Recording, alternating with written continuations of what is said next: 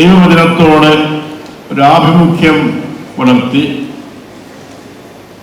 ദൈവവചനം കൂടുതലായി വായിക്കുവാനും ധ്യാനിക്കുവാനും അതിൻ്റെ സന്ദേശം ജീവിതത്തിൽ പകർത്തുവാനും അങ്ങനെ വചനാധിഷ്ഠിതമായ ഒരു ജീവിതം നയിച്ച് 100 പേരിൽ നന്മകൾ പുറപ്പെടുവിക്കുവാൻ, ആത്മാവിൻ്റെ ഭംഗം പുറപ്പെടുവിക്കുവാൻ പ്രചോദനം നൽകുക എന്നുള്ളതാണ് ഈ 100 പേരി എന്നതിൻ്റെ ലക്ഷ്യം.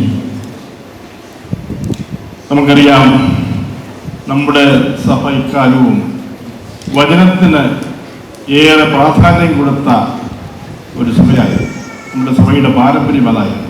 ഞാൻ ഓർക്കുന്നുണ്ട്, എൻ്റെ ചെറുപ്പകാലത്ത്, പ്രത്യേകിച്ച് വലിയ നോമ്പ് കാലത്ത് നമ്മുടെയൊക്കെ ഭവനങ്ങളിൽ ദീർഘനേരം ബൈബിൾ വായിക്കുന്ന രീതി ഉണ്ടായിരുന്നു. നമ്മുടെ കാരണവന്മാർ, നമ്മുടെ ഡോക്ടർമാർ ഓരോ ദിവസവും നോമ്പ് കാലം, പ്രത്യേകിച്ച് ഹോളി വീക്ക് വിടാനുഭാരത്തിലേക്ക് പ്രവേശിക്കുമ്പോഴേക്കും ദൈവവചനം വായിക്കുക, അത് വായിച്ച് ധ്യാനിച്ച് നിശബ്ദരായി അവിടെ കഴിഞ്ഞു കൊടുക്കുക എന്നുള്ളത് ഞാൻ ചെറുപ്പത്തിൽ എന്നെ വളരെയധികം ആകർഷിച്ച ഒരു കാര്യമായിരുന്നു.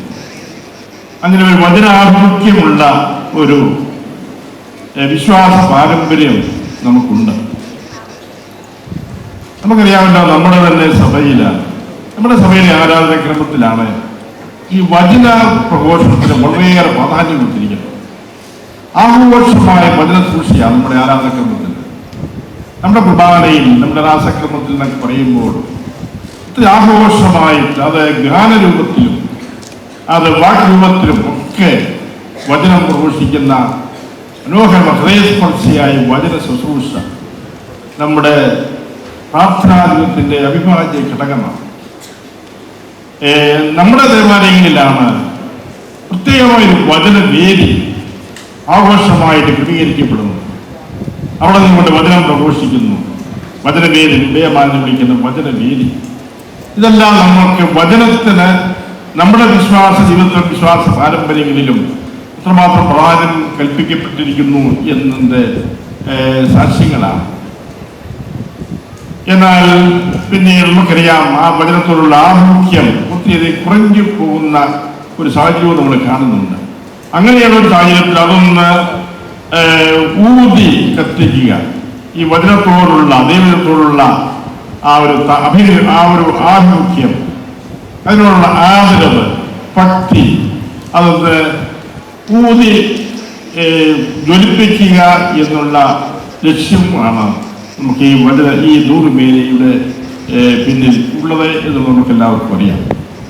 അത് നല്ല ഫലങ്ങൾ പുറപ്പെടുവിക്കുന്നതിൻ്റെ വലിയൊരു സാക്ഷ്യമാണ് ഇന്നത്തെ ഈ മഹാസംഗമം. നമ്മുടെ പിതാവ് മാർത്തോമാ ശ്ലീഹ എൻ്റെ കർത്താവും എൻ്റെ ദൈവവും എന്ന് ഈശോയെ നോക്കി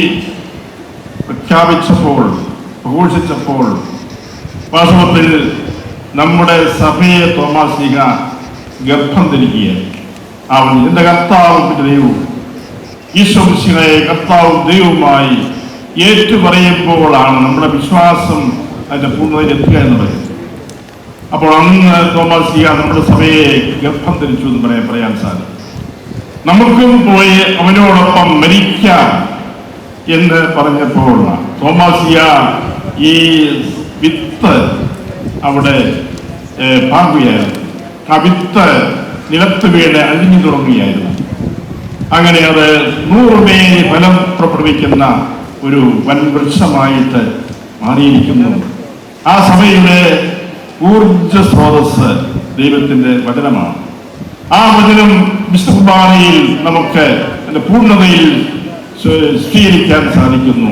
അതാണ് സഭയുടെ എല്ലാ ഭക്തരുടെയും ഊർജ സ്രോതസ് നമ്മളെ പഠിപ്പിക്കുന്നു. അതുകൊണ്ട് വചനം നമുക്ക് ശക്തിയാണ്. വചനം നമുക്ക് വലിയൊരു ആയുധമാണ്. ഇന്ന് ഈ നന്മയെ നിഹരിക്കാൻ ശ്രമിക്കുന്ന തിന്മയുടെ കൂരമ്പുകൾ നമ്മൾ ചുറ്റുപാടും കാണുന്നുണ്ട്.